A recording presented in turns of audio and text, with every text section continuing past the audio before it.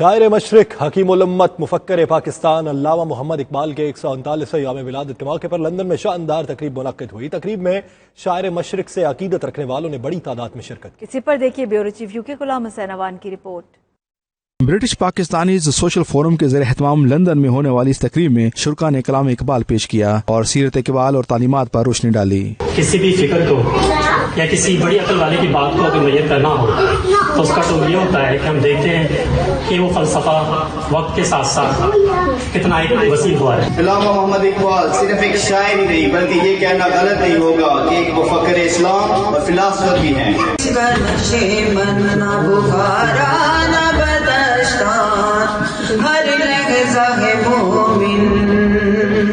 تقریب کا آرگنائزر شریف بقا ولید خان سمیت دیگر نے خطاب کرتے ہوئے کہا کہ 20ویں صدی اسلامی فکر و تہذیب کے تجدید و احیاء میں حضرت علامہ اقبال کا نام ایک روشن ترین مینار کی حیثیت رکھتا ہے۔ آپ نے پیچھے ہوئے طبقات کی نمائندگی کی۔ مقررین کا مزید کہنا تھا کہ ڈاکٹر علامہ اقبال کی شاعری آفاقی شاعری ہے۔ وہ ایک ایسا نظام تعلیم دیکھنا چاہتے تھے جو نسل نو کو آزادی کا علم بردار بنا سکے۔ وہ جذبہ آزادی کے احیاء کے لیے ایسے نظام تعلیم کو ضروری سمجھتے ہیں جو نوجوان نسل میں جذبہ خودی کو اجاگر کر سکے۔ آج برٹش پاکستانی سوسائٹی نے جو کیتھرین روڈ ایسٹ لندن میں اسپیچ کا کمپٹیشن کا مقابلہ کیا، بچوں نے بڑوں نے دل کھول کر اس میں حصہ لیا۔